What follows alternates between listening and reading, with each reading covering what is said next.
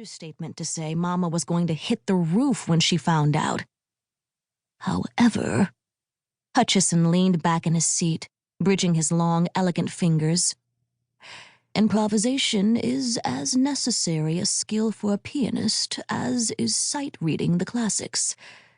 Let's not make this a total waste of time. Surely there's something you can play from memory.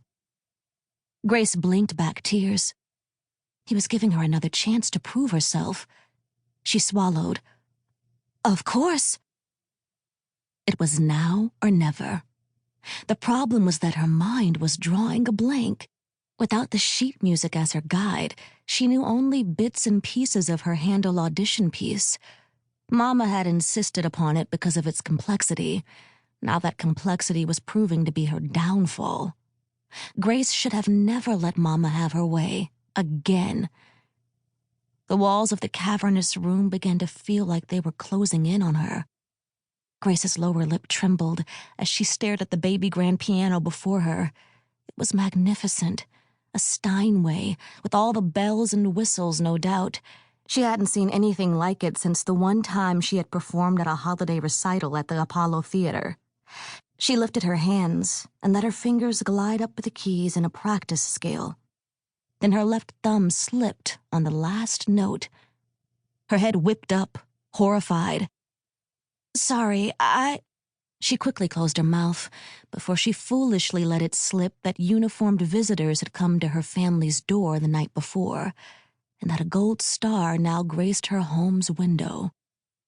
Tossing out excuses was not in Grace's character. She wouldn't start now just because her brother was dead.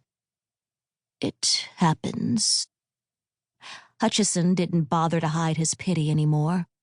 It's natural to be nervous.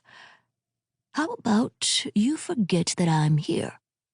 Pretend that this isn't an audition, that we're not at Juilliard. You're at home. Just relax and play. For yourself. Her fingers froze at the suggestion.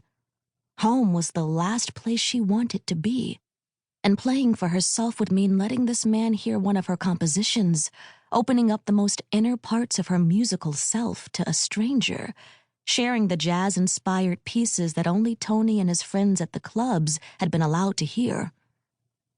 She could imagine her mother's face souring at the very idea of her daughter befouling the hallowed halls of Juilliard with that trash music.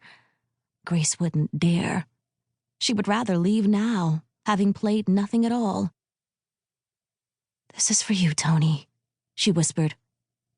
Grace closed her eyes, praying for the magic to return to her fingers, to just forget the words on that telegram that had shattered her world.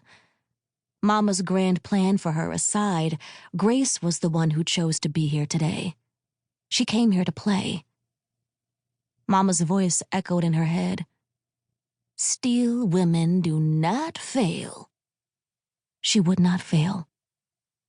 Hands for you, Mama. Now play something. She took a deep breath, calling her mind for something appropriate that she knew well enough to play on the fly. Her fingers began to move at the first thing that came to mind. Beethoven's Moonlight Sonata. She breezed through the opening notes of the piece. She smiled. The magic was back. But that magic took her only so far. She made it through the meditative first movement with no problem. After that, the piece sped up to a frenetic pace. Her out-of-practice fingers stumbled over the first refrain, and the next, then her thumb slipped again. There was no hiding her clumsy playing now. She looked up. Hutchison was pursing his lips. Finally, he held up his hand. Maybe it would be better if we ended the audition here. Grace's insides deflated, but she willed her spine to remain straight. She returned her hands to her lap. Okay. She gathered her things, including the useless folder, and stood to leave. When should I expect to receive your decision? Hutchison smiled at her kindly.